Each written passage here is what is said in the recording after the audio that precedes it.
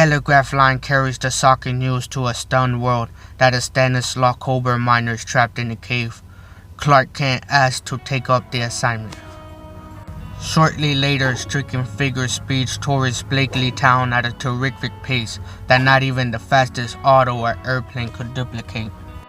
Upon reaching the Blakely mine, Kent, disguised as a miner, approaches the pit. There's been no signal from the rescue crew in the last 10 minutes. Back you. Keep away from the edge, says the cop. Pretending to slip, Clark tumbles into the lift shaft. Help! I'm falling! You fool! I told you to keep back. Down plunges Superman in a fall which would have meant death for an ordinary man. As Superman lands, he detects gas poisoning. His physical structure is unaffected by the gas. Superman continues along the mines until he stumbles upon a dozen unconscious figures. He tells himself that he gotta get the people out of there before the gas finishes its work. Placing the men on the lift, Superman jerks the signal cord and the elevator begins its upward journey. There's that. Now to really get to work, says Superman. Upon rounding a curve in the tunnel, Superman comes upon the Great Wall of Coral, which separates him from the entrapped miner. Superman heads towards the rocks and begins demolishing them with his bare hands. I'll have you free in a moment, says Clark, and then he immediately frees the entrapped miner. His condition is serious, so Superman rushes to put him up through the elevator, but when Superman reaches the elevator lift, the signal cord doesn't work. Superman commences to climb the elevator cable hand over hand. When Superman reaches the pitch edge, he is met with some rescuers. Later, Clark makes a phone call. Here's the dope chief. Kober was rescued by an unidentified miner, but the doctor says he will be crippled for life. The next day, Stanislaus Kober, main miner, receives a visitor. My name is Kent. I represent a powerful newspaper. Tell me, in your opinion, could the mine strategy have been prevented?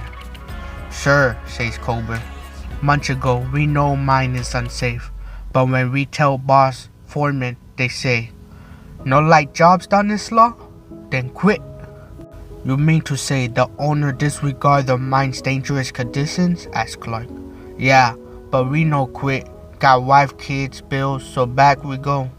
And long hours and little pay, and maybe to die. An hour later, Kent is admitted into the presence of Thornton Blakely mine's owner. Have you arranged a pension for the unfortunate miner who was crippled by the cave-in? Asked Clark.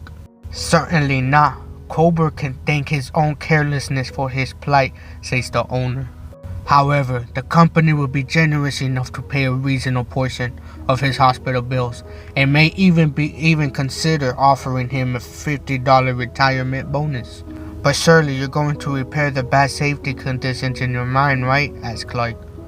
There are no safety hazards in my mine, but if there were, what of it? I'm a businessman, not a humanitarian. And now, since this is all none of your business, let's consider this interview closed, shall we? That night, Superman, clad in miner's garb, drops out of the skies like an occult avenging demon into the barred and closely guarded confines of the Blakely estate.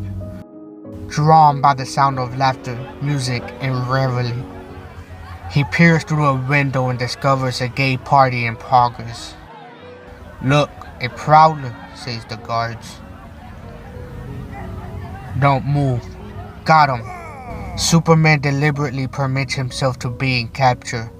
What is the meaning of this interruption? We caught this man. Probably a sneaky thief window peeping. Shall we take him to the station and rough him up? All I ask is a few minutes alone with this window peeper in the back room of the headquarters, and you have a full confession, Mr. Blakely. What have you had to say for yourself? Beautiful ladies, much music, rich party. I read of these things tonight. I want to see them with my own eyes. I see. Just a sad. Give him a beating he'll never forget. Guards, then let him loose. Wait, I've changed my mind. Let him stay. Gather round, folks. Here's where the party starts to liven up. Now for some fun. Blakely got one of his comicals in.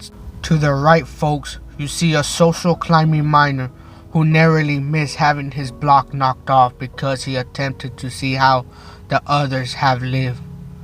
I wonder what he's leading up to, asked Clark. On the left, my dull-witted friend, you see a mob of pampered nincompoops whose sole activity in life is searching for new ways to escape boredom. He was referring to us. Blakely's going too far. What say, folks? Let's compromise. We'll finish the party in the mine. Our minor pal here will guide and feast his eyes on us. And as for us, we'll make merry in the bowels of the earth. The crowd cheers. Led by Superman, the crowd of singing, shouting, sable, and evening clothes-clad party-goers march gaily through the mine. The merrymakers crowd onto the shaft platform in shrill laughter. At the moment later, they are on their way to the pit's bottom. Everyone's on the elevator talking and having a good time. Then there's a man flirting with a woman who I presume to be Lois Lane, but I'm not sure yet.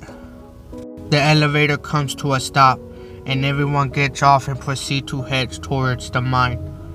But the women are complaining, saying that the mine is filthy. Superman appears and drops back and attacks the wooden tunnel supports. Superman rejoins the slumming party, where they ask him where he's been.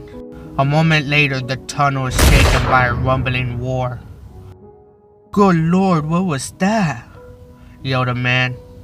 Panic-stricken, the entire group races back along the tunnel until it is forced to come to a sudden stop.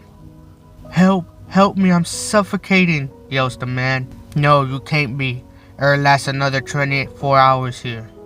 Another 24 hours? Yes, says Superman. And we're nothing to worry about. We'll be freed by a rescue squad in no time. Maybe rescued in 5 minutes, maybe never, says Superman. This was your clever idea. Don't hit me, yells the man. Steady. Mr. Blakely then remembers the safety devices. He heads over to pull the lever, but the safety devices doesn't work.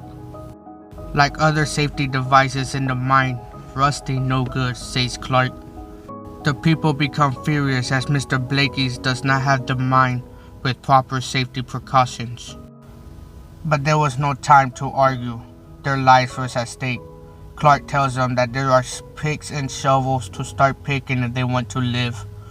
Mr. Blakely angrily says if they ever get out of here, that his first act will be to fire Clark. Knee-deep in stagnant water, struggling with unwielding tools, slipping, frequently falling, the entrapped pleasure seekers seek desperately but vainly to batter down the huge barrier of coral. Hurry while the air supply slash. We got to get out, we got to, yells Mr. Blakely. He is winded and says he can't keep up, but the man tells him to think of the miners who have to do this 14 hours a day. Meanwhile, a rescue party workers frantically on the other side works to rescue them. It's no use, we'll never get out of here, yells Mr. Blakely. If only I had this. I really never knew what the men down here have to face, says Mr. Blakely. That's all I've been waiting to hear, Clark thinks to himself. Eventually, tired beyond endurance, the mine's prisoners collapse limply.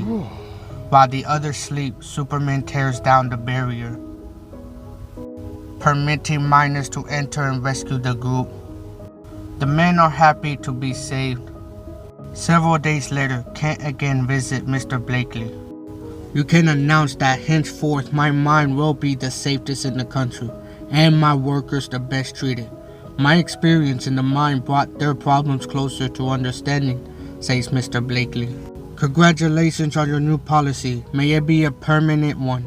If it isn't one, you can expect another visit from Superman, responded Clark. And that is the end.